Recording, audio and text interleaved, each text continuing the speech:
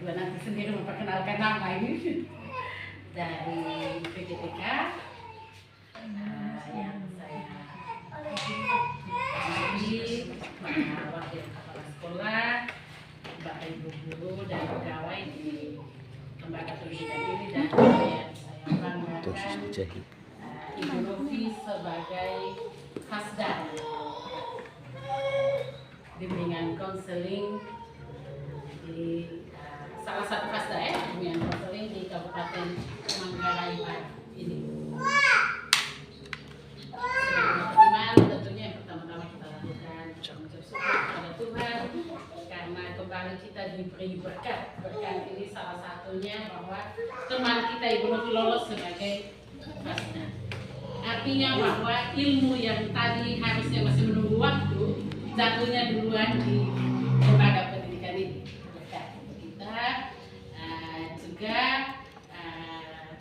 puji syukur karena teman-teman dari PGTK sudah bisa sampai di sekolah kami ini bersama-sama dengan keluarga besar SMP Negeri 8 Komodo, dan harapan kita bahwa kegiatan sekolah ini boleh berjalan dengan lancar. Beberapa hari lalu ketika Ibu Novi menyampaikan kepada saya, Ibu ada pengimbasan 7 jurus BK. Jadi saya tahu jurus apa lagi ini Ibu Novi. Ya. Jadi dia bilang Ibu dari 7-nya nanti saya mengimbaskannya 2, sedangkan 5-nya nanti masih menjadi kegiatan lanjutan mungkin di tingkat di sekolah tanpa pendampingan. Seperti itu, sehingga saya juga berharap bahwa dengan pengibasan yang dilakukan teman kita Ibu Novi hari ini juga bisa memberikan pemahaman terhadap kita. Satu yang saya ingat kemarin itu dia bilang ada jurus kenali potensi, Ibu Novi, kenali potensi, kenali emosi. Nah, ada lagi yang agak ini, jadi saya sambil tertawa saya bilang gitu. Ternyata banyak juga ini BK punya. Jadi harapan saya bahwa dengan berbagi ilmu yang disampaikan oleh Ibu Novi hari ini membawa juga pemahaman bagi kita semua, terutama dengan pendekatan pembelajaran mendalam.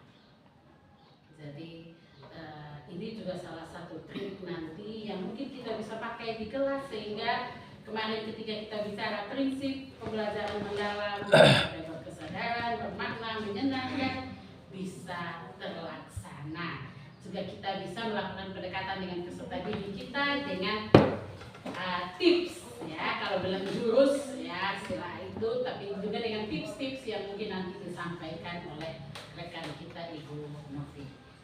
Jadi baik, kesempatan nanti kami berikan seluas-luasnya kepada Ibu Novi, silakan menyampaikan materinya, dan juga teman-teman dari BGTK silakan. Ini sekalian langsung observasi mengambil ini. Oke, jadi ada instrumennya. Oke, nanti Ibu Novi harus actionnya harus bagus. Oke, jadi terima kasih untuk BGTK juga yang sudah memberikan kesempatan ini kepada kami SMP Negeri 8 Komodo, dan harapannya bahwa kerjasama ke depannya terus berlanjut. Oke, langsung membuka ini. Sehingga dengan memohon rahmat Tuhan serta izinan kita semua, maka kegiatan kita hari ini berbagi praktik baik, implementasi jurus BK hebat di tingkat SMP Negeri 8 Komodo dibuka secara resmi. Terima kasih. Wassalamualaikum warahmatullahi wabarakatuh. Salam, Om Santi Santi Santi Om. Baik, terima kasih kepada kepala sekolah sudah untuk sambutan sekaligus membuka kegiatan kita pada hari ini. Selanjutnya saya persilahkan Ibu BGTK dari Provinsi NTT untuk menyampaikan sepatah 2 kata. Sekalian perkenalan dia. Oke, sekalian. Kenal maka saya. Selamat siang Bapak Ibu sekalian.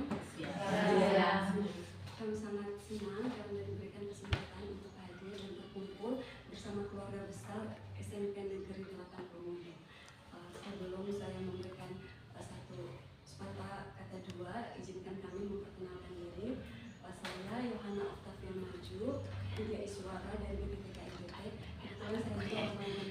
Ini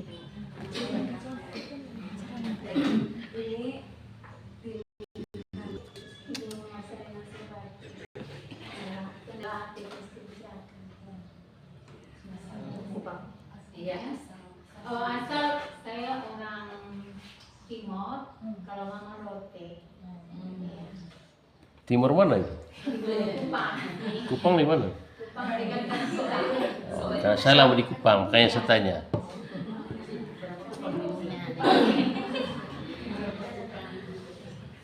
baik Bapak Ibu, mohon izin kami akan menyampaikan arahan dari BGTK NGT. Assalamualaikum warahmatullahi wabarakatuh. Salam. Salve. Salve. Salam. Salam. Om Swastiastu. Om Swastiastu. Nama budaya. Nama budaya. Salam kebajikan. Salam kebajikan. Salam sejahtera untuk kita semua. Yang kami hormati Ibu Kepala Sekolah SMP Negeri 8 Ibu Agustina. Muslim biasa. Oke, Ibu Musi. Supaya nggak akal. Iya. Yang kami hormati Koordinator Guru BK Ibu Karolina. Oh, iya.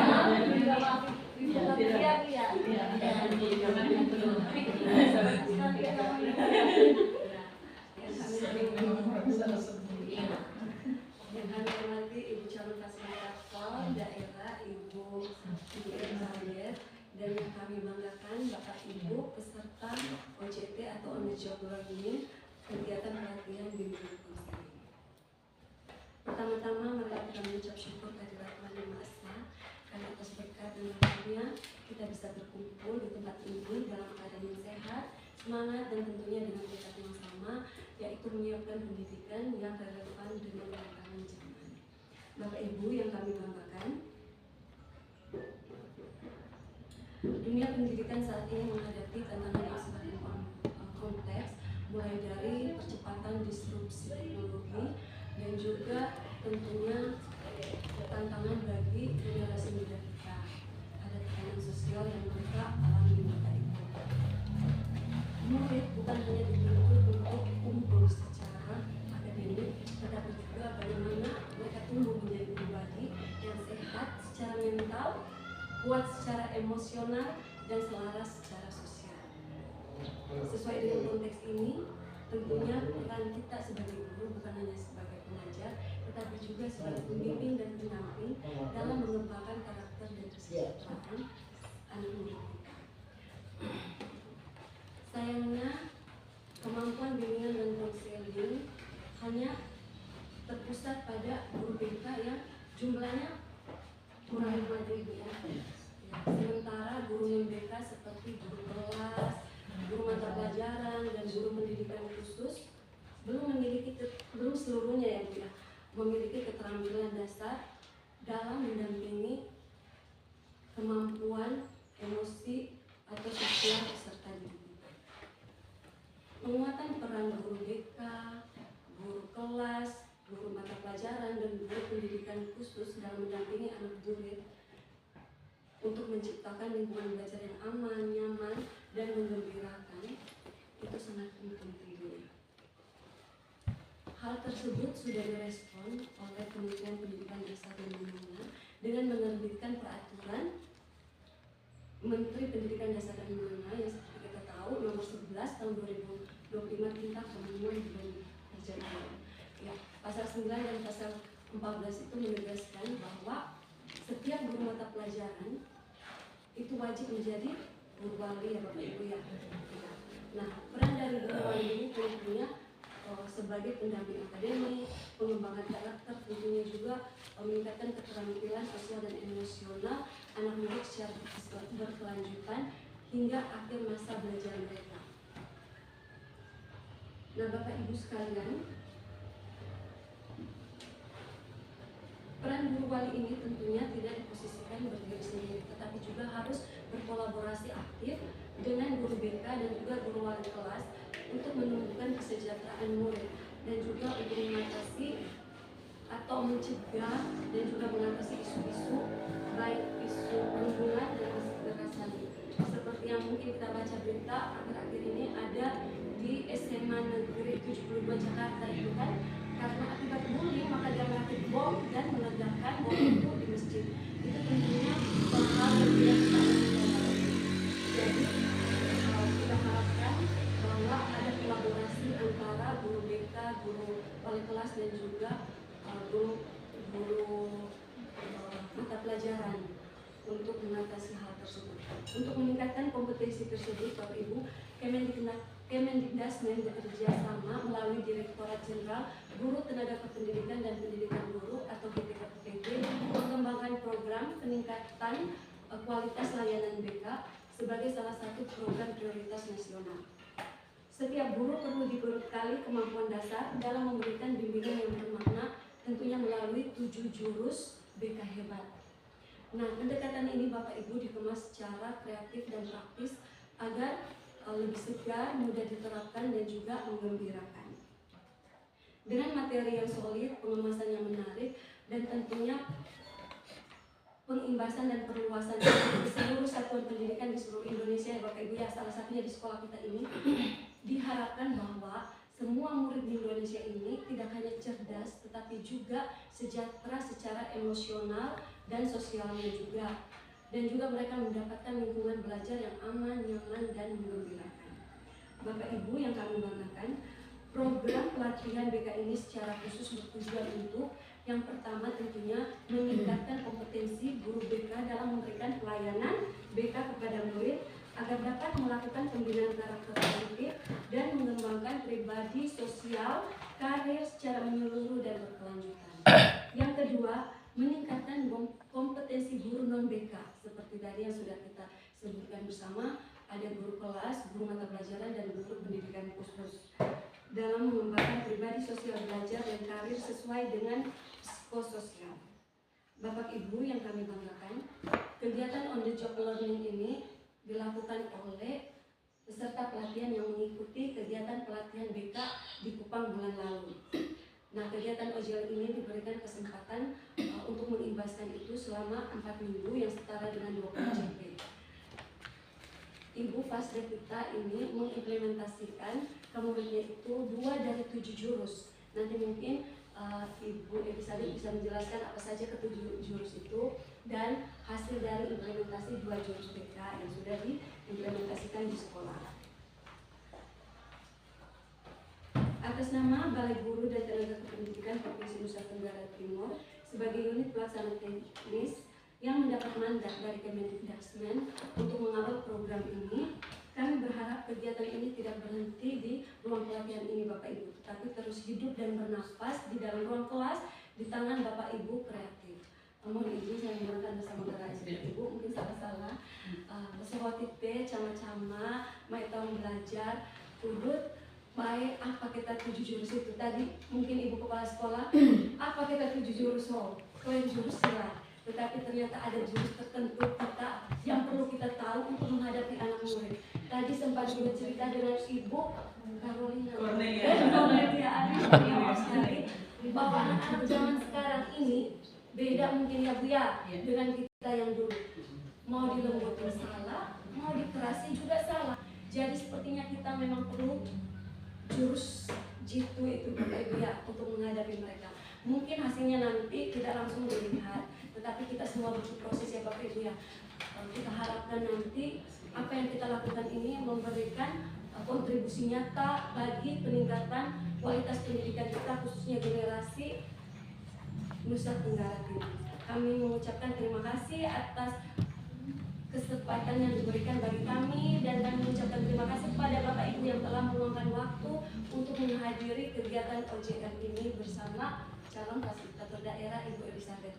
Semoga ilmu yang didapatkan nanti bisa dikembangkan. Kalau hari ini kita cuma, ini semua guru ya Bu ya? Belum. Ya, kita bisa mengingatkan kepada guru yang tidak sempat hadir, dan juga tentunya diharapkan dapat kita implementasikan di ruang kelas kita masing-masing. Sekian dari kami. Wassalamualaikum warahmatullahi wabarakatuh. Om Santi Santi Om. Namo Buddhaya, salam sejahtera untuk kita semua. Baik, kami ucapkan terima kasih kepada perwakilan dari BPTK untuk kami sebut saja sharing terkait bagaimana kita menghadapi situasi pendidikan kita saat ini. Baik, Bapak Ibu, untuk tidak memperpanjang persilahkan kepada pemateri kita, Ibu Elizabeth Novilda, untuk memaparkan terkait berbagi praktik baik implementasi 7 jurus BK hebat. Kepada Ibu Novi, saya silakan. Ibu bisa foto bersama. Kita foto orang boleh. Minta waktu. Ya.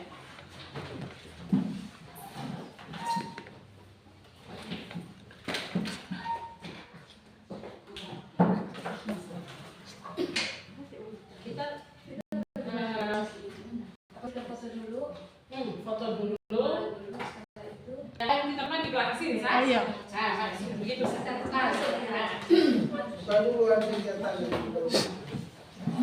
Foto dulu supaya mukanya masih segar bugar. Supaya kayak lipstick jangan hilang.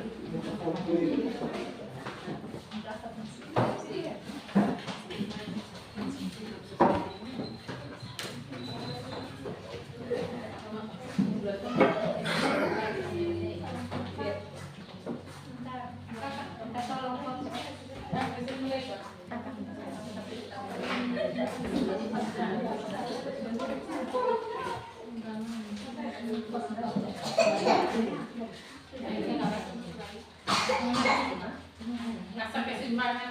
Pak Ketua, Mas, Pak Ketua, di sebelah.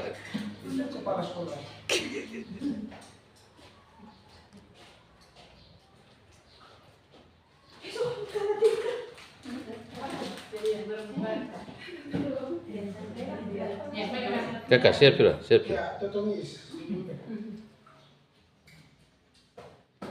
Oke. 3. Masih ada yang terkabur. Banyak atau kurang? Apa nih? 1 sih. Sudah.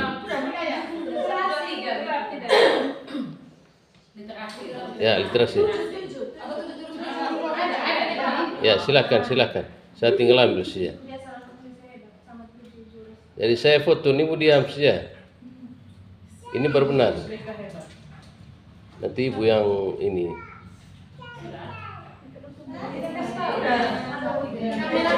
Begitu sudah saya kalau foto.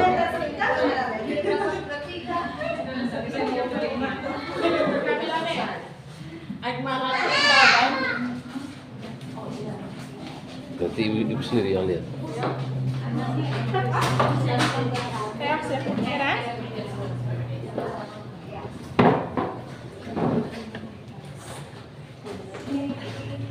Nanti tinggal lihat.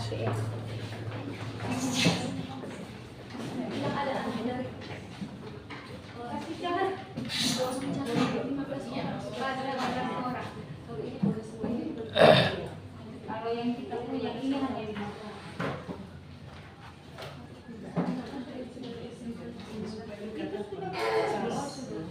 Mana? Soalnya kita ada WA, aku masih di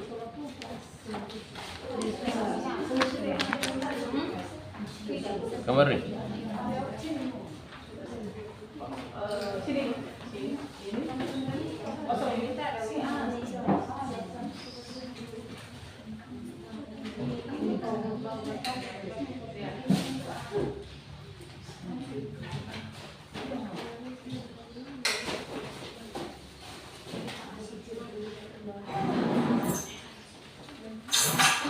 Assalamualaikum warahmatullahi wabarakatuh. Selamat siang dan salam sejahtera bagi kita semua. Yang terhormat, di Balai Kegunan Tenaga Pendidikan Provinsi NTT, Ibu Ovi dan Ibu Lina, selamat datang di Belajo.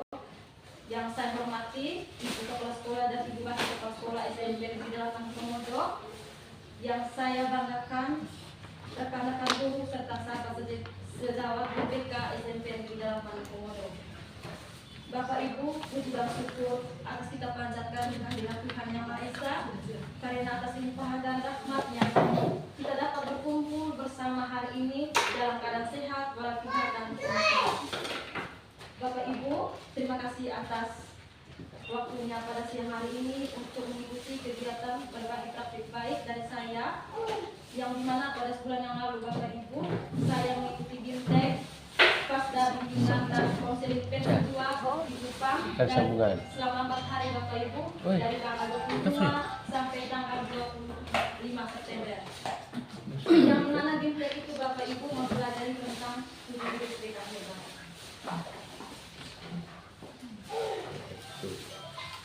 Baik Bapak Ibu, mungkin Bapak Ibu bertanya, kenapa pengimpasannya kepada kami semua guru mata pelajaran?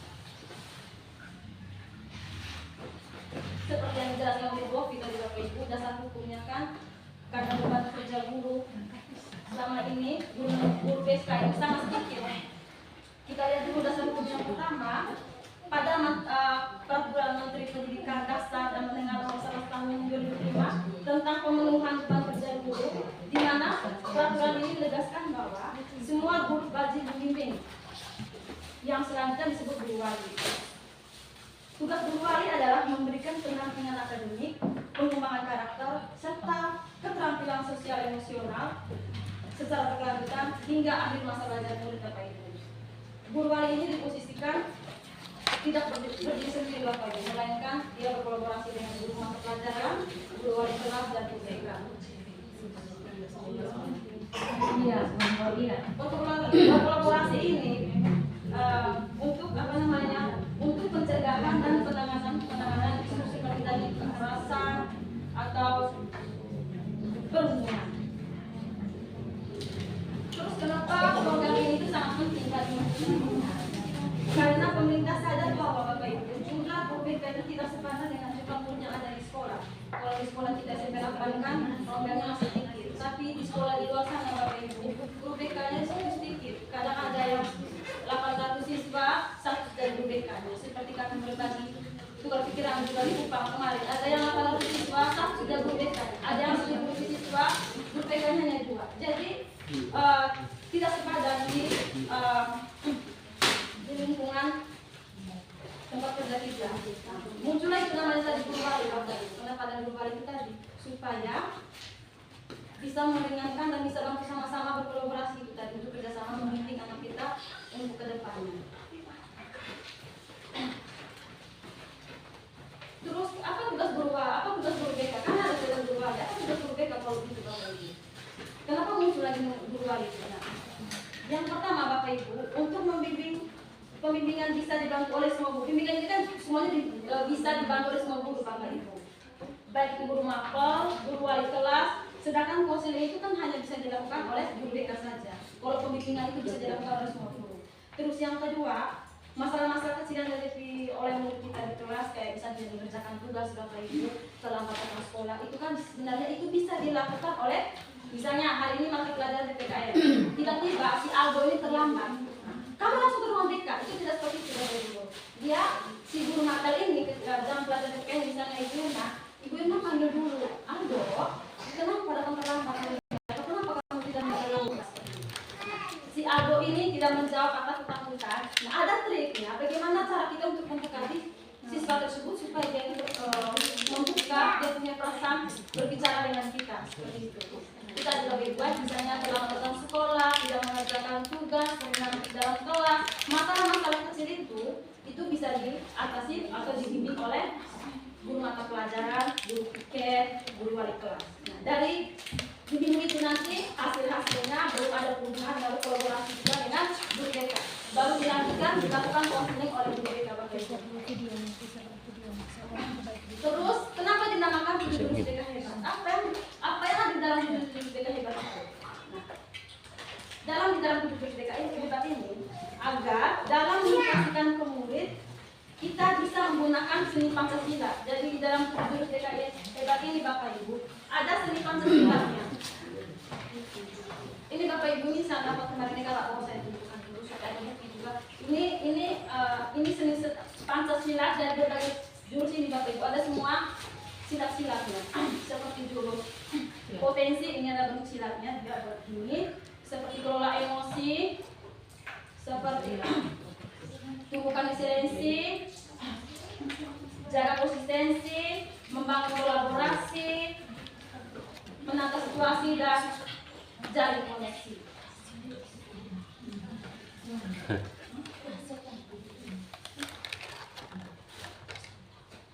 Baik Bapak Ibu, kenapa dinamakan Pancasila kalau begitu? Nah, di dalam Pancasila ini atau di dalam 7 jurus DKI ini Bapak Ibu ada nama-nama silatnya. Yang pertama seni bela diri. Yang kedua menekankan kelembutan.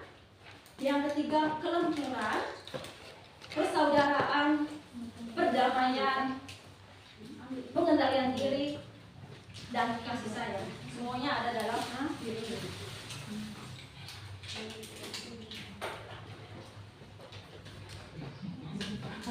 Baik Bapak Ibu, tujuan kita hari ini, kegiatan kita hari ini adalah untuk menciptakan lingkungan belajar yang nyaman, aman, dan menyenangkan, serta menghasilkan pendidikan yang bermutu dengan fokus pada pembentukan karakter positif dan kesejahteraan yang takut. Itu tujuan kita melakukan kegiatan hari ini Bapak Ibu. Baik Bapak Ibu, itu pengenalan singkat saya tadi.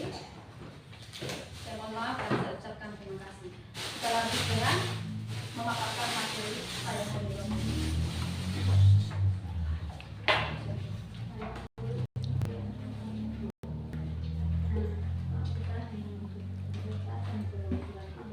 Bapak Ibu, negara Bo, izin kita berdiri dulu. Kita nyanyikan bersama Jinggang 7 Jurus kita. Nanti ada yang lihat kalau kelola emosi nanti ini kenal potensi ini. Diajari dulu ini.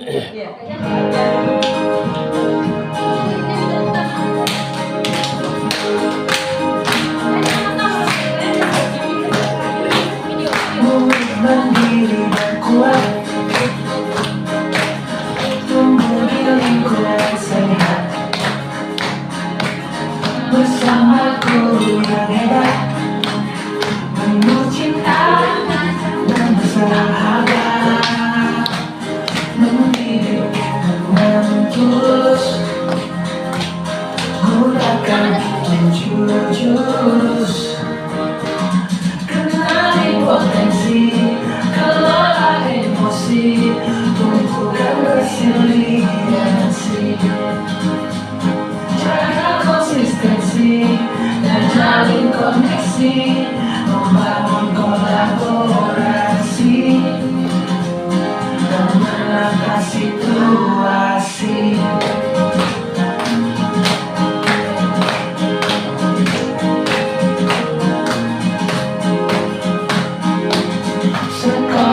Aman dan nyaman,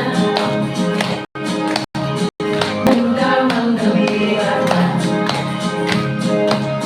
tempat bertumbuh harapan, bersama ayo kita wujudkan, mendidik dengan tulus, gunakan 7 jurus, kenali potensi, kelola emosi, tumbuhkan resiliensi, jaga konsistensi dan jalin koneksi, membangun kolaborasi dan menangkap situasi.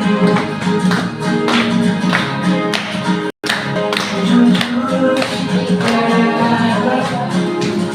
bersamamu melawan 7 jurus,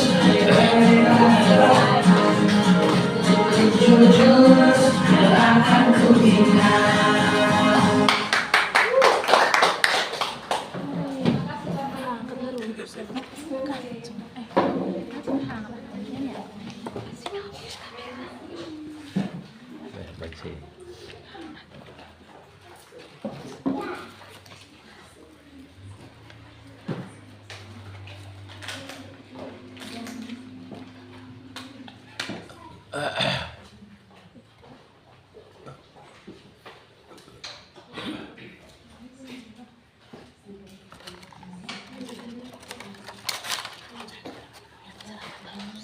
Baik Bapak Ibu, saya akan menjelaskan sekilas tentang 7 jurus BKMK.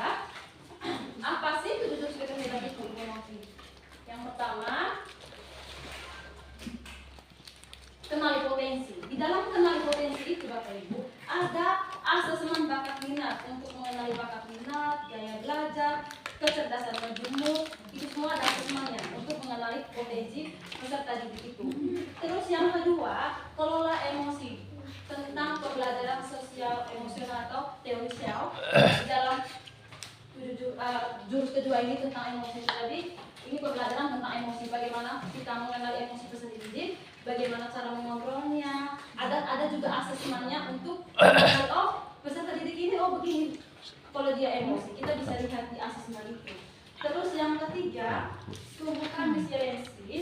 Itu di dalam ini belajar tentang daya lemah atau semangat untuk membalikkan. Contohnya kalau Ibu ada peserta didik yang selalu cemas atau dia ada masalah keluarga. Nah, kita gunakan jurus ketiga ini untuk membangun semangatnya dia, daya lemahnya itu. Terus jurus keempat, jaga konsistensi. Di dalam jurus ini melibatkan menumbuhkan kebiasaan positif dan menghilangkan kebiasaan negatif, serta menjadi inspirator bukan hanya motivator, melainkan kegiatan seperti membuat rutinitas atau memprioritaskan tugasnya peserta didik. Nah itu di jurus keempat. Terus jurus kelima, jalin koneksi, itu berkomunikasi secara empatik. Terus yang terakhir, keenam, bekerja sama pihak atau berbagai pihak, itu tuh membangun kolaborasi.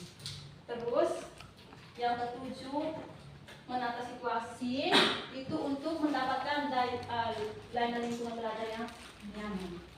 Baik Bapak Ibu, itu tadi sekilas menjelaskan apa itu apa itu. Terus Bapak Ibu, di dalam BK kami atau RPL Bapak Ibu, kami menggunakan metode AKA. Saya juga baru tahu ketika mengikuti kegiatan di Kupang kemarin. Di dalam RPL kami Bapak Ibu, kalau di mata pelajaran umum kan kayak saya dapat kemarin pembahasan terbuka, saya dapat kayak joyful, meaningful ya. Kalau di dalam BK itu ada metode AKA yang Bapak Ibu. Metode AKA ini kami gunakan ketika di dalam mengaplikasikan di dalam RPL. Nah, metode AKA ini Bapak Ibu, kami masuk di kegiatan inti. Nah, kalau sebelumnya kan RPL sebelumnya Bapak Ibu di kegiatan inti itu seperti kayak misalnya guru BK memaparkan materi. Guru BK memberi kesempatan pada peserta didik untuk bertanya. Habis itu guru BK menyuruh peserta didik untuk browsing. Itu kan RPL sebelumnya Bapak Ibu. Nah, di kegiatan ini kami Bapak Ibu ada aktivitas. Itu lihat di dalamnya ada aktivitas A-nya, aktivitas N persepsi, sedangkan K nya konsep dan aplikasi. Nah, aktivitas apa itu? Aktivitas itu kenapa bisa lihat Bapak Ibu? Siswa diajak melakukan kegiatan nyata, misalnya bermain kelompok untuk mengalami situasi secara langsung. Sedangkan refleksinya, setelah aktivitas siswa diajak untuk merenung dan merefleksikan pengalaman yang baru saja dialami, baik itu perasaan atau pelajarannya dapat dari kegiatan tersebut. Terus konsepnya, guru BK kemudian memberikan pemahaman konseptual dari pengalaman tersebut, seperti konsep resiliensi dari minat itu dipelajari dari pengalaman yang membangun. Misalnya contoh menarik kita disuruh saja misalnya itu tadi bermain peran itu kan ambil kartu, misalnya ada guru BK ada kartu, kita suruh sendiri gitu, oke kamu bangun menara dari kartu itu, bagaimana kelompok kamu buat kartu itu seperti menara. Itu Bapak Ibu contohnya di konseptual tadi itu. Terus yang kemudian ada aplikasi. Aplikasi ini bukan aplikasi Bapak Ibu seperti aplikasi tidak. Aplikasi ini tahap untuk mengaplikasikan konsep yang telah dipelajari ke dalam kehidupan nyata. Misalnya siswa diharapkan untuk bangkit kembali saat kegagalan di luar sesi konseling. Misalnya kan kalau dalam materi umum apa yang terjadi bermakna bergembirakan dan berkesan masalah itu ada sedikit pertanyaannya sedikit. Nah, kalau di aplikasi ini kan kami itu kayak untuk misalnya, oke, kelola emosi. Bagaimana kamu mengontrol emosi dan kehidupan sehari-hari? Kayak di kehidupan sehari-hari kita lanjut itu tadi Bapak Ibu. Seperti itu. Baik, kita lanjut. Nah ini contohnya Bapak Ibu ya. Ini saya kasih contoh ya. Karena boleh saya ambil sedikit dari teman. Nah, ini seperti kami BK punya. Kalau RPL, penyusunan RPL Bapak Ibu, Ini ada satuannya sama seperti mata pelajaran guru mata pelajaran juga, tapi ada latar belakang kami punya. Terus ada tujuan layanan, ada materi pokok, terus nah, ini setelah materi pokok itu nanti ada kegiatan di bawahnya. Jadi ada kegiatan pendahuluan, kegiatan inti. Nah, dari kegiatan inti itu nanti yang masuk apa itu tadi Bapak Ibu, metode apa-nya di kegiatan inti. Sama seperti pengalaman belajar. Iya, iya Bapak Ibu. Cuma tidak mungkin namanya kami berikan. Ya. Baik Bapak Ibu, itu penjelasan singkat dari teknik sama contoh metode yang kami gunakan ketika kami mengajar di dalam kelas. Hari ini Bapak Ibu, saya mengimplementasikan atau berbagi baik dua saja Bapak Ibu. Karena ada 7 jurus ini. Kalau saya membagi jurus ke-5 Bapak Ibu, jaringan koneksi sama tumbukan resiliensi.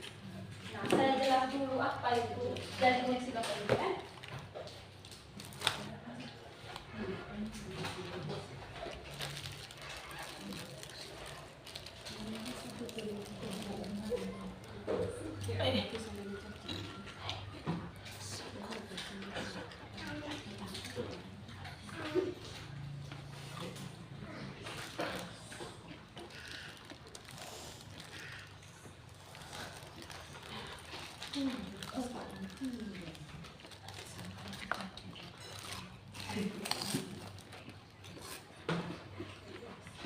Baik, di dalam jaring koneksi itu gunakan komunikasi empatik. Jaring koneksi, misalnya saya jaring koneksi dengan Ibu Lucy, saya gunakan bagaimana ketika berkomunikasi dengan Ibu Lucy atau ketika dengan peserta didik saya.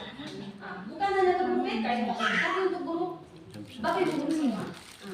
Jaring koneksi ini yang pertama keterampilan membuka percakapan. Bagaimana kita membuka percakapan dengan peserta didik? Misalnya si ada terlambat, biasanya kan guru kan lalu umumkan, hei, aduh, kenapa terus sejak kau kamu terus jangan lambat. Suka salah, toh tidak seperti itu. Bagaimana nanti peserta didik itu membuka dia punya hati? Ibu saya sebenarnya itu kan tidak bisa kalau kita sudah nada keras dan raut wajah kita sudah tidak baik. Nanti peserta didik itu juga akan takut Bapak Ibu. Terus keterampilan merespon atau keterampilan bertanya. Setelah membuka percakapan, keterampilan bertanya. Aduh, kenapa kau terlambat hari ini? Aduh, kenapa kau terlambat hari ini? Nah, kalau nada seperti itu pasti anaknya takut. Pasti dia tidak mau muncul. Nah, bagaimana kita keterampilan bertanya kepada peserta didik itu? Terus keterampilan merespon. Keterampilan merespon Bapak Ibu. Jangan gini. Oh, kau terlambat hari ini. Kau bukan begitu Bapak Ibu. Oh, baik. Saya jadi seperti itu. Nah, keterampilan menyimpulkan itu tadi. Misalnya, oh, ibu dengar tadi bahwa kamu terlambat. Kamu terlambat bangun. Dari mana kamu mengajar ya? Apakah itu betul? Iya, itu betul. Setelah menyimpulkan itu baru keterampilan merefleksi. Bagaimana kita merefleksikan setelah semuanya dapat refleksi. Bapak Ibu, kita karena guru pasti kita harus paham bagaimana komunikasi empatik ini. Jadi tidak hanya guru BK saja, jangan kan maksudnya kalau bayangkan kalau anak siswa saat guru sendiri di SMP 8 ini gimana? Setidaknya kan dibagi ada teorinya juga ini jadi masalah organisasi itu. Setelah semuanya tidak bisa diatur juga masuk ke guru BK. Di dalam komunikasi empatik atau dalam komunikasi ini ada teorinya, dasarnya Bapak Ibu, dasarnya. Untuk dasarnya teori sekolah yang menghadapi murid. Misalnya kan kalau tidak boleh sendiri Bapak Ibu, duduk dulu. Sendiri. Silakan duduk sana. Kan nanya. Aduh, sini. Itu duduk kau sini. Tidak boleh ya. Menghadap secara posisi kita terbuka ambil dulu sini nanti kena. Kenapa kau tidak begitu? Kalau ada laporan dari Ibu Ayu, kau tidak mengerjakan tugas. Sudah berapa kali kita bertugas? Baru pertanyaan itu, nada-nada yang kita bertanya pasti akan siswa membuka dia punya itu kan. Membuka dia punya bahasa. Kamu ayo saya bilang. Seperti itu Bapak. Posisi itu jangan gini. Ada sini. Jangan panik seperti itu. Terus yang kedua, opening pose itu seperti yang jelas itu tadi. Posisi juga terbuka jangan gini seperti habis itu sini kau udah kau ini ambil kayu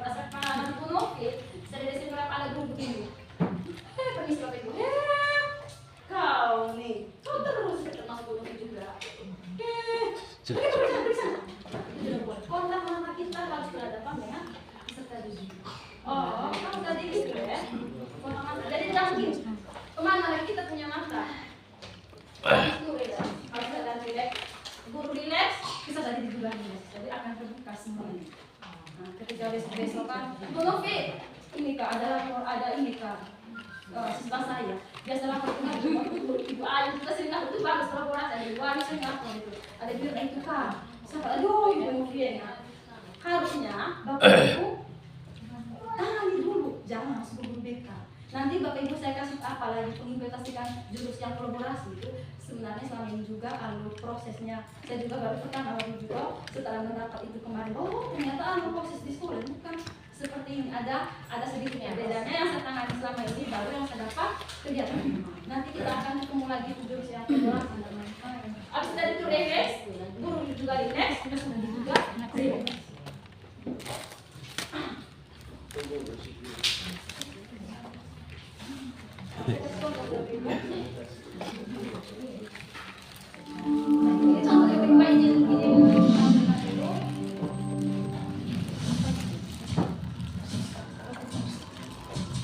Keterampilan dasar komunikasi konseling yaitu attending. Attending adalah keterampilan yang digunakan konselor untuk memusatkan perhatian kepada konseling agar konseling merasa dihargai dan merasa dibimbing dengan suasana yang kondusif.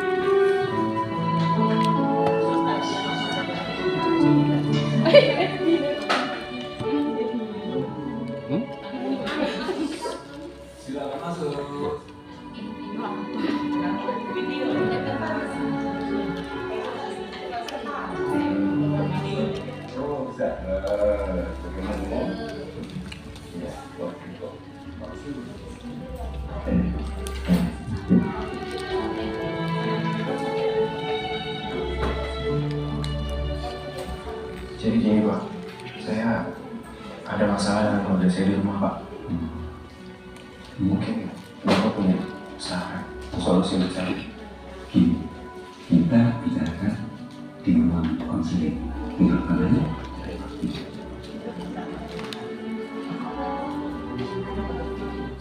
Singkatnya juga gue, saya kasih tahu juga seperti bagaimana untuk guru memberikannya.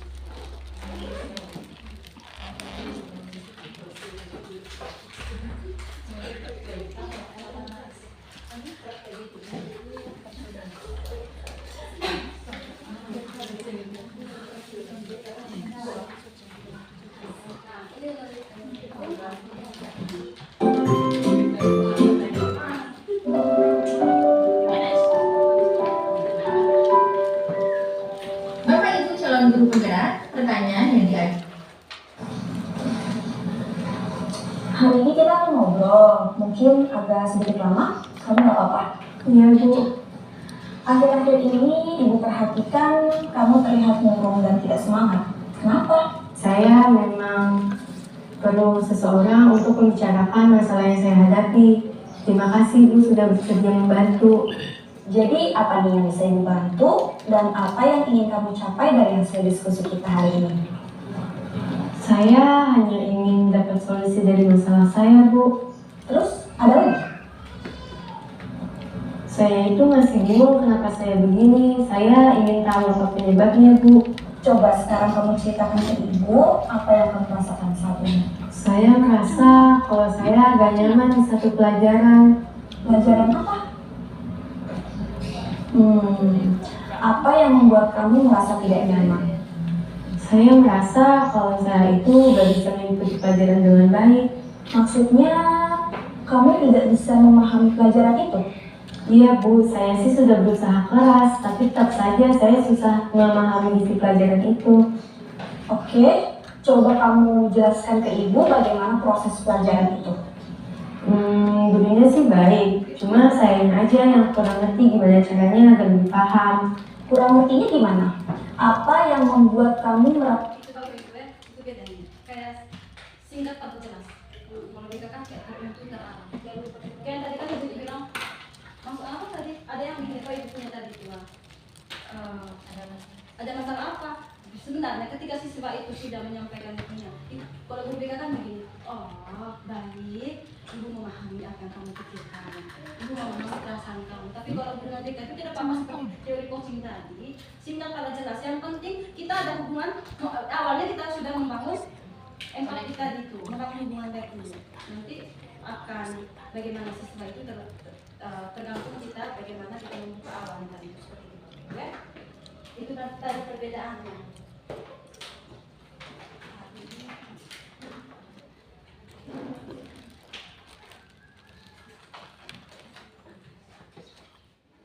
Keterampilan bertanya juga Bapak Ibu, ini perbedaannya, definisinya mendorong jawaban luas dan eksploratif itu guru BK-nya, sedangkan guru mata pelajarannya jawaban spesifik atau tidak.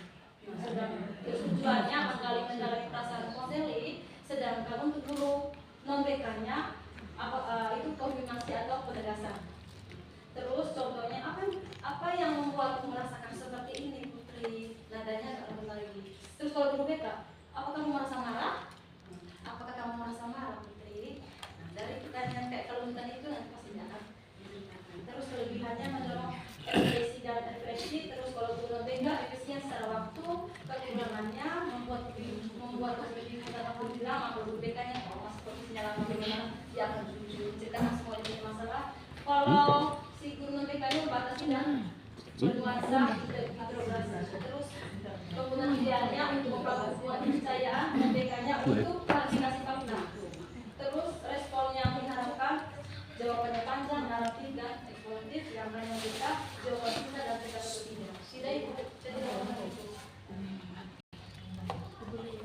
Seperti itu Bapak Ibu, untuk perbedaannya tadi kita lanjut ke keterampilan merespon. Keterampilan merespon itu tadi seperti yang saya sudah jelaskan itu bagaimana kita merespon, memberikan pemahaman, validasi dan penerimaan membangun kepercayaan.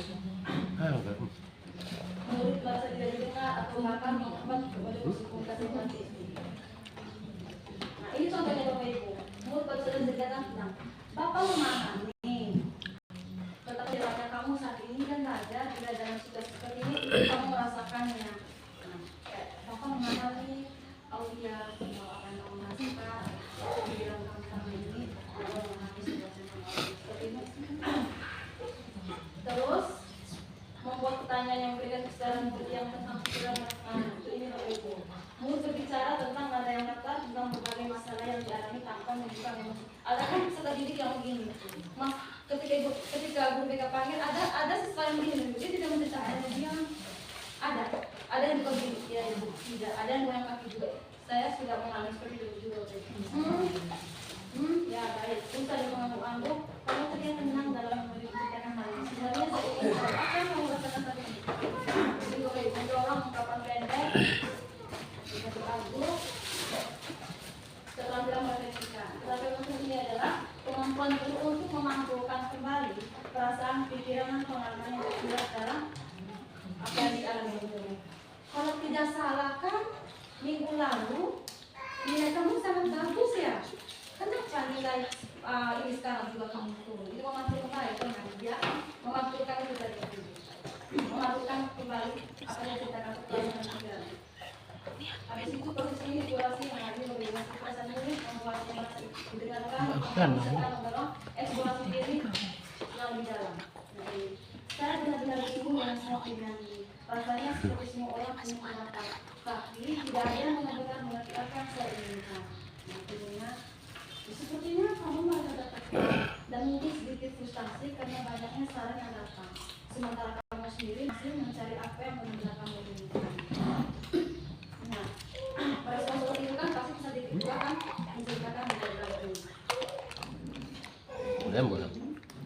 Dari link ini sama seperti yang di atas, keterampilan merangkumkan, keterampilan ini menunjukkan adanya hubungan pada proses komunikasi yang pasti. Tujuannya adalah untuk mengurangi apa yang terjadi pada dirinya siswa. Ini contohnya Bapak Ibu ya. Seperti yang itulah dari bicara hari ini itu menyimpulkan tadi bahwa kamu mengalami masalah proses belajar, bahwa kamu mengalami menurunnya ini. Nah, itu yang dari yang ibu dengan tadi bahwa Putri itu kurangnya motivasi belajar atau Putri sekiranya memang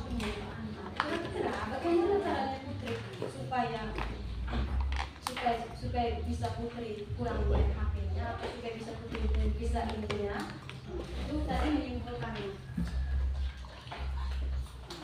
koneksi sebelum koreksi. Kalau UDK kan koneksi dulu, kan UDK seperti itu semua guru seperti yang saya bilang ya tadi bahwa komunikasi empatik ini semua guru. Kita harus koneksi dulu, membangun koneksi peserta didik. Kalau jangan koreksi, kalau koreksi kan langsung kalau gitu. Kamu kan terlambat terus. Kemarin kamu, hari ini juga kamu itu langsung koreksi. Seakan-akan padahal ada alasannya peserta didik. Nah kalau kita koneksi dulu, pasti ada alasannya di dalam kenapa dia terlambat, kenapa dia tidak mengerjakan tugas itu tadi. Koneksi sebelum koreksi. Jangan langsung koreksi Bapak Ibu. Besok-besok ada peserta didik yang tidak mengerjakan tugas. Kamu ke ruang BK saja. Kamu terus saja. Pasti menjadi Bapak alasannya malas kah? Atau kurang perhatian dari orang tua kah? Atau ini kah? Juga tindakan ini bisa kita lihat atau perkataan mereka yang bisa kita dengar sebelum hanya melamarkan sebagian kenyataan. Ada sebagian kita tidak bisa lihat seperti itu tadi. Kalau koreksi kita tidak bisa tahu. Oh ada alasan yang seperti ini. Nah, kalau koreksi semuanya akan tahu. Kalau kita membangun koneksi dulu, dasarnya empatik dulu Bapak Ibu tadi. Oleh karena itu kita tidak bisa dari sok tahu begitu dia dia terus dari mobil kamu kayak mobil. Kita kan tidak bisa tahu toh. Nah ketika guru BK paling hanya guru BK yang tahu. Padahal kan dasarnya guru mata pelajaran dulu, guru wali kelas dulu, semuanya akan tahu. Tindakan yang kelihatan ucapan tindakan ini. Keinginan dulu, kebutuhan need dan kesulitan. Nah kita tahu apa keinginan peserta didik kita atau apa keinginan konselor itu yang tidak mengerjakan tugasnya.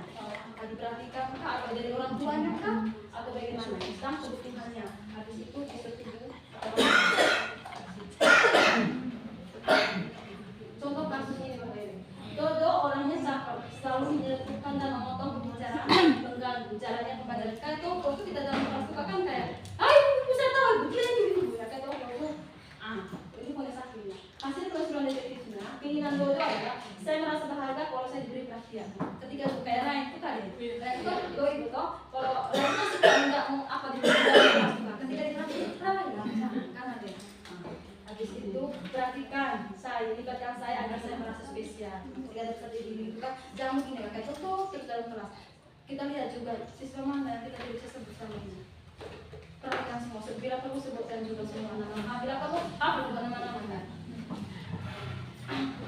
Itu tadi. Berikutnya kepada sekolah dan sekolah ibu terus programnya. Ibu dengar pertanyaan dan ibu akan jawab setelah ibu selesai menerima kamu. Itu sama contohnya ibu. Segitiga garis ini dapat koreksi sebelum kita sebelum koreksi. Kalau bisa mulai hari ini dan seterusnya kita sama-sama membangun itu Bapak Ibu. Jalin koneksi. Validasi tindakan yang salah, menanyakan keyakinan, ini menjadi kita menjelaskan bahwa setiap orang pernah melakukan kesalahan dan kesalahan tersebut bukan merupakan tugas mereka. Hal ini membagi siswa untuk merasa lebih aman dan tidak merasa malu. Kalau bisa Bapak Ibu, ketika siswa buat kesalahan jangan terima. Itu poin pentingnya kalau bisa. Karena kan kalau kita terima kesalahan itu pasti dia akan merasa malu dan dia akan seperti dirinya.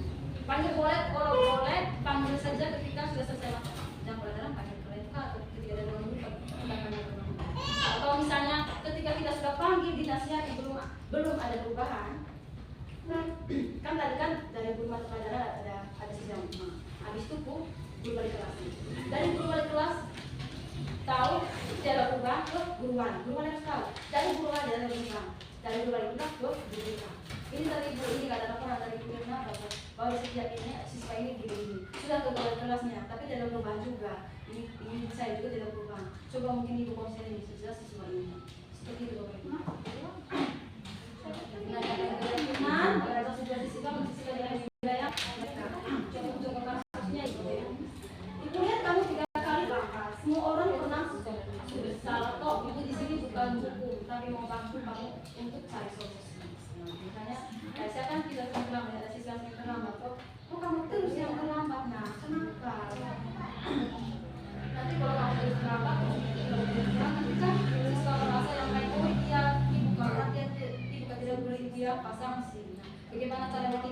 kamu empatik, supaya bisa jadi itu mesti kita kan nggak punya alasannya. Validasi tindakan yang salah, ini contoh-contoh dari Bapak Ibu, apa yang bikin kamu terlambat, terutama setelah istirahat. Habis dari kantin Ibu, ini kan sering kita alami di sini Bapak Ibu. Jadi kamu asik bersosialisasi ya, Ibu paham. Itu sudah betul contoh-contoh Ibu.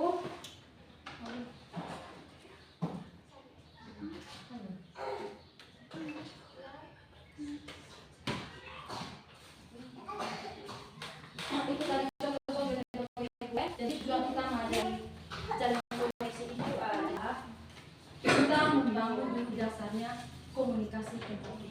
Kita sudah dengar tadi bagaimana kita komunikasi empati, membuka percakapannya bagaimana, terus bagaimana kita meresponnya, tanya jawabnya bagaimana, menimbulkannya bagaimana, merefleksikannya bagaimana. Tadi contoh-contoh kecilnya supaya besok peserta didik tidak hanya guru BK yang tahu masalahnya, tapi semua guru yang tahu.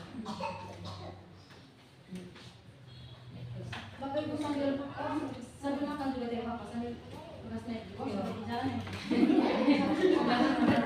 Sedikit saya menjelaskan juga di sini. Sudah habis. Ya, Sudah habis. bentar, Hah? Belum? Masih belum pagi?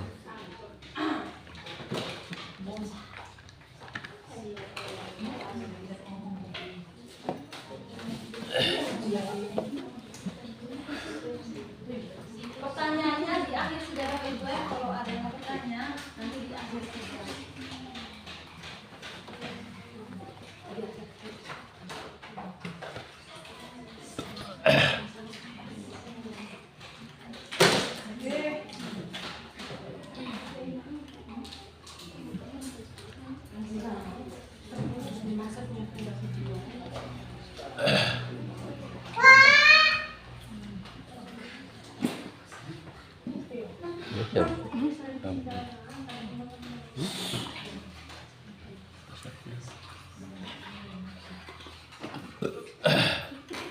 Bapak Ibu kita lanjut ke jalin koneksi daya lanjut dengan Nah, di dalam bukan resiliensi ini Bapak Ibu, bukan resiliensi itu dialecting, mengapa itu sangat penting. Pada proses belajar dan anak-anak akan menghadapi berbagai tantangan. Gagal menyelesaikan tugas, mendapatkan hasil yang tidak sesuai harapan, kegagalan, atau masalah-masalah yang lain. Namun kan anak-anak kami tidak berhenti ketika gagal. Mereka mencoba lagi, belajar dari kesalahan dan perlahan menjadi lebih baik. Tapi kan anak-anak zaman sekarang kita mentalnya rendah, ketika nilai rendah saja dia sudah down. Ketika ditegur saja dia sudah down juga. Nah, bagaimana dengan jurus ketiga ini, bukan resiliensi ini? Bagaimana Bu yang sana sudah peserta didik itu semangat? Daya rating adalah kemampuan untuk membangkit kembali setelah menghadapi kesulitan. Bukan sekedar tidak menyerah, tetapi juga kemampuan untuk beradaptasi, belajar dan terus berkembang.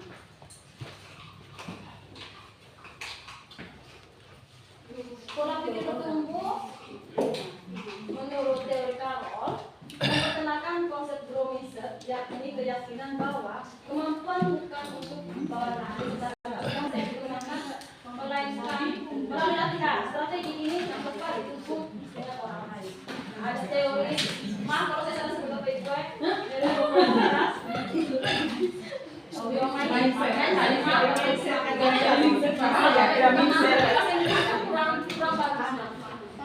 Adalah mekanisme biologis yang mendasari growth mindset. Setiap kali individu biologis menghadapi tantangan dan berusaha mengatasinya, otak mereka sedang berbentuk dan membuat koneksi saraf baru yang terkait dengan keterampilan dan pengetahuan. Semakin banyak mereka belajar dan melatih, semakin jalur saraf juga akan semakin semakin banyak mereka berlatih dan belajar, semakin kuat juga jalur sarafnya.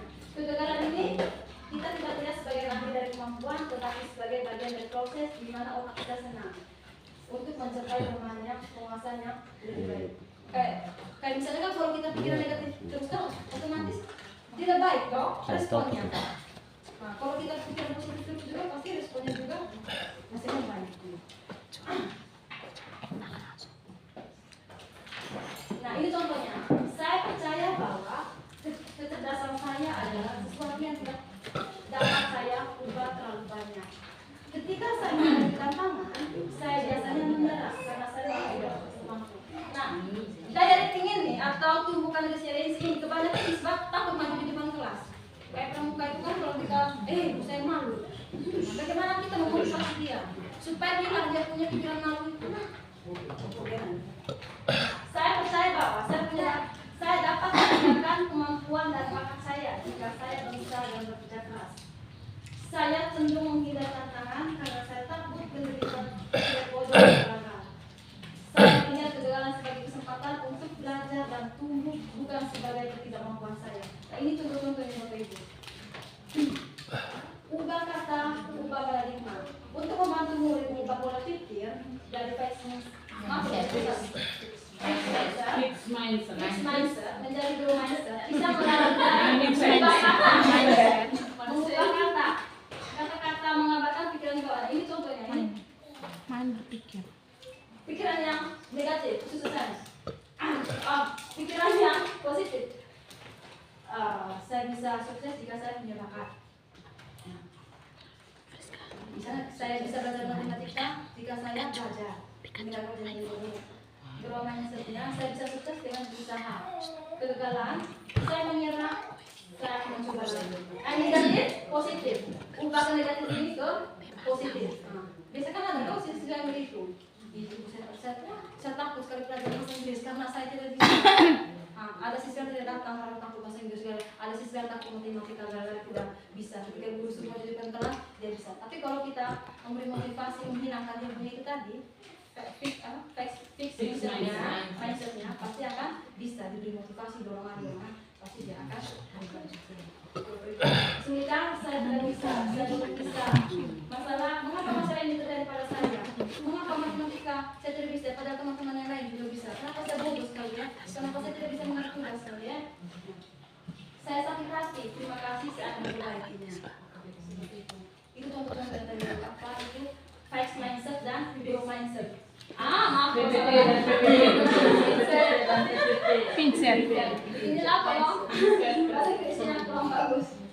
Merangkai kata yang menguatkan. Kehidupan murid tidak selalu mulus Bapak Ibu. Mereka akan menghadapi berbagai tantangan akademik. Kayak sekolah kita ini kan ada pelakuan Bapak Ibu yang tahu saya kan dari anak yang ada yang ada berkelompok juga. Jadi di pesan didik kita ini kan ada masalah yang di rumah, ada masalah yang di sekolah. Saya selalu bilang gini kepada kelas 7, ketika ada masalah di rumah, usahakan di sekolah harus happy supaya tidak mengganggu mata pelajarannya.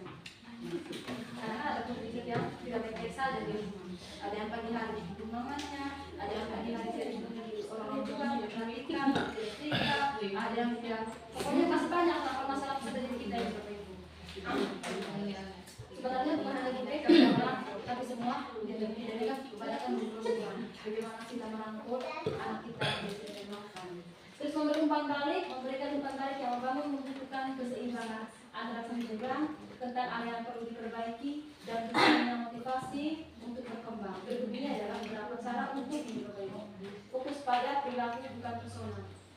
Kamu memang selalu ceroboh, itu kan salah. Kamu tuh selalu ceroboh, kamu kenapa sih?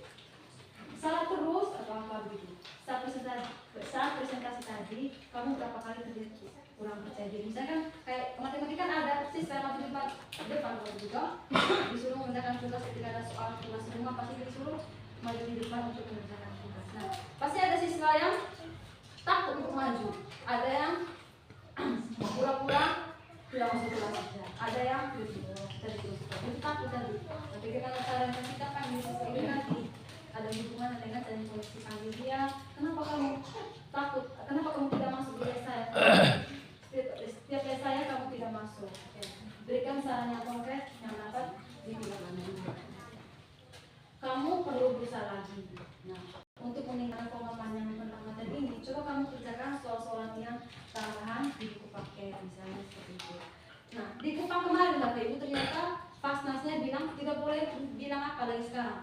kamu kamu pintar, tidak boleh sekarang ini. Otomatis kalau kita bilang pintar, pesan diri lainnya akan meningkat. Seperti yang saya bilang tadi, jangan terfokus pada satu pesan diri. Pesan diri yang itu kan kayak ada kesedih kita itu, bila perlu dorong terus dia. Kayak putra itu apa itu yang tidak tahu apa itu. Petrus kamu tuh sebenarnya bagus, kamu tuh rajin, kamu anak hebat. Nah kalau gitu kamu sih perasaannya gitu. Kemudian umpan balik, jangan apresiasi. Dengan ada koreksi, bagus. Petrus misalnya kalau apa itu bagus kita ada Petrus gurunya bagus, cuman di dalam apa lagi ya? Kayak di TK kan, saya selalu bisa punya kelas kerja baru kamu. Nah, tulisnya sudah tapi mana bisa dalam hukumannya seperti itu. Ya oleh apresiasi di dalam apresiasi diakhiri apresiasi lagi. Wow, kamu sangat keren hari ini. Kamu sudah apa? Kamu sudah menggunakan upaya terbaik kamu. Bagaimana agar kamu bisa mengurangi waktu nonton? Ini contoh dari gue. Dukungan yang menguatkan bukan pujian. Ini contoh dari gue. Dukungan, pujian. Ini pujian, ini dukungan. Kamu sudah bekerja keras, kamu layaknya apresiasi. Pujian, mana Bapak Ibu? Mana kita gunakan? Dukungan apa pujian Bapak Ibu? Dukungan, kamu sudah bekerja keras, kamu layaknya dapat prestasi. Kalau pujian, global, kamu hebat. Apa yang kita gunakan di kelas ini? Dukungan apa pujian? Apa kita dua-duanya gunakan atau bagaimana? Biasanya sama ini. Dua-duanya. Kamu sudah belajar keras, terus. Tapi kamu di rumah belajar lagi. Ini dukungan kedua. Jadi ketika siswa beri apresiasi Bapak Ibu, ada dua pilihannya. Apakah kita sering memberi dukungan atau pujian? Kalau pujian kan kamu hebat saja. Wah, kamu hebat. Nah, kita jelasin apa yang hebat akan dikoreksi lagi. Kamu hebat apanya? Sedangkan dukungan Bapak Ibu, kamu sudah bekerja keras, tapi kamu layak di apresiasi seperti itu. Mana kita gunakan Bapak Ibu? Dukungan atau pujian? Dukungan. Apresiasi. Kita saya tanya di rumah terbatas kan sering untuk apa? Dukungan dan apresiasi sekalian pujian itu. Dukungan coba taruh. Dukungan kira. Dukungan berapresiasi. Kalau pujian Bapak Ibu, Petrus kamu hebat. Hebat apanya? Dari mana yang hebat? Kalau dukungan Bapak Ibu, kamu dia setelah dia apresiasi pasti ada apa apresiasi yang diberikan Petrus itu? Kita justru apa yang kita berikan kepada diri kita setelah itu? Kalau di dalam kelas selama ini dua-duanya. Terus kamu sudah bagus. Tingkatkan lagi. Atau coba lagi. Macam undian. Kamu pasti bangga pada dirimu. Ibu bangga pada dirimu dalam kelas ini. Terus menurut anak kelas ini, semester ini kamu jauh lebih baik dari semester lalu. Sedangkan pujiannya hebat, kamu dapat nilai paling besar. Kalau itu kan nanti bisa jadi yang lain kan masa oh dia sedang paling bagus nilainya. Berarti kita gunakan dukungan itu tadi. Semester ini kamu jauh lebih baik daripada semester yang lalu. Terus mengelola keberaniannya, semua yang belajar sepeda pasti pernah jatuh. Ayo coba terus. Terus untuk ujiannya, kamu memang anak yang patuh, tidak pernah mengecewakan. Seperti itu Bapak Ibu ya?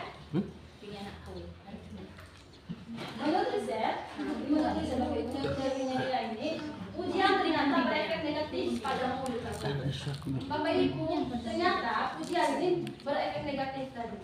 Kita gunakan beberapa. Nah, siswa yang mendapatkan ujian dari guru saat menyelesaikan suatu soal cenderung untuk memilih soal yang lebih mudah demi mempertahankan ujian itu. Itu tadi bro. Demi mempertahankan murid tidak berani mengambil risiko, takut melakukan kesalahan dan demi mengulang motivasi. Nah kayak tadi itu kan berarti kita utamakan dukungan.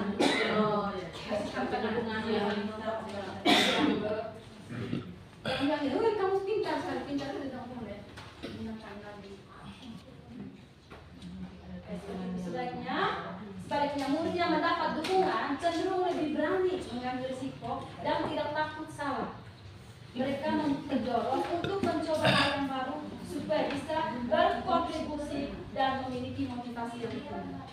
Jadi kita harus gunakan.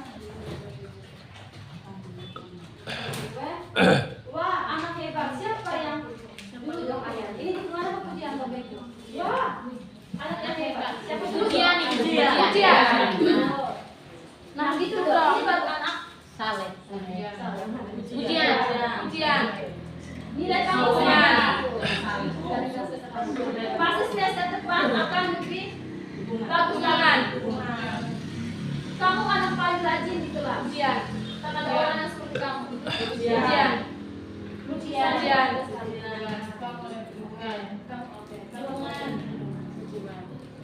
Kita juga contoh-contohnya kita beri apresiasi kepada saudara kita. Maka siswa yang menerima bakti dan segera.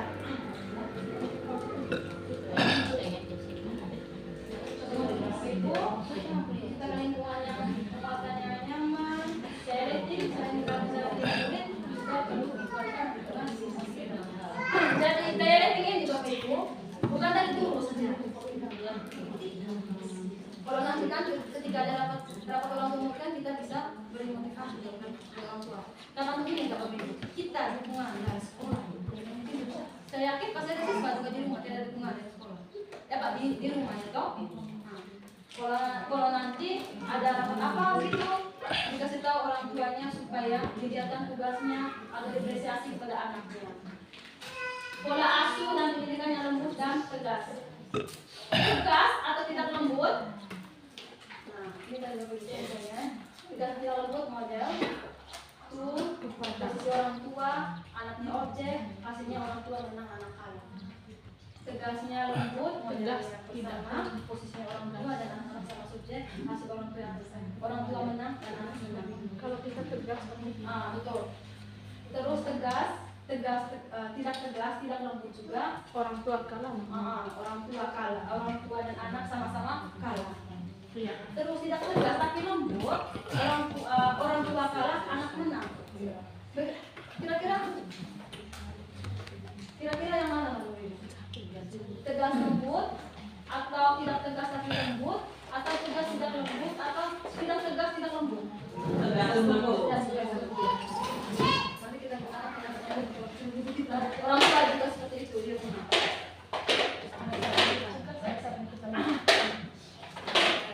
Tegas tidak lembut, orang tua menang anak kalah. Tegas lembut, orang tua menang anak menang. Tidak tegas tapi lembut, orang tua kalah anak menang. Nanti Bapak Ibu contoh-contohnya.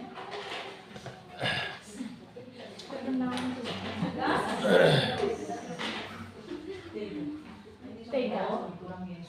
tidak tega, buruk, tidak tega ketika anaknya mengalami kesulitan. Memastikan anak selalu dalam kondisi aman dan nyaman. Baik tidak begitu. Kita selalu mengatur beserta diri kita. Atau kita sebagai orang tua tidak boleh anak selalu dalam kondisi aman, nyaman. Kita tidak mengenal dan mengalami kesulitan. Itu kan tidak baik juga begitu. Terus menyenangkan hati, selalu berusaha dan menyenangkan hati anak. Terus menyelamatkan, selalu cepat memberi pertolongan dan bantuan kepada anak karena waktu yang berlebihan. Itu memberikan perlindungan berlebihan atau tidak memberikan kesempatan kepada anak untuk melakukan hal-hal yang menantang.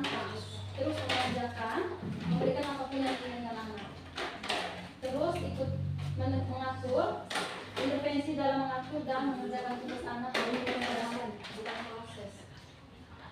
Terus memberikan terlalu banyak pilihan, membuat anak punya bakat banyak opsi sehingga mereka dimanjakan dengan pilihan-pilihan tersebut. Itu tadi tegas tapi lembut, tegas. Membangun budaya, membangun referensi menuju pada proses yang dilakukan oleh psikolog adalah kemampuan bawaan dan proses adaptasi yang umum pada manusia yang memungkinkan individu untuk mengatasi kesulitan. Melalui penjelasannya bukan berita luar biasa yang menjadi diri orang. BCC adalah hasil dari sistem adaptif manusia yang normal dan berfungsi dengan baik. Merancang kegiatan yang melakukan. Bapak Ibu, kita es break. Sudah selesai makan Bapak Ibu? Sudah. Tidak. Oh, saya mau es break. Silakan makan saya berikan Bapak Ibu. Bapak Ibu, ada traveling selama perjalanan mudik seringkali hati dengan Tuhan, rencana yang sangat tegak. Habis itu mereka belajar untuk bersihkan dari ciber, menyesuaikan diri dengan situasi baru dan mencari solusi alternatif. Dan akhirnya berkaitan untuk bertumbuh di lingkungan diri, terus olahraga, masuk teknik olahraga, terus menguatkan siswa yang mengalami kegagalan. Di bawah ini ada dokumen situasi dari murid.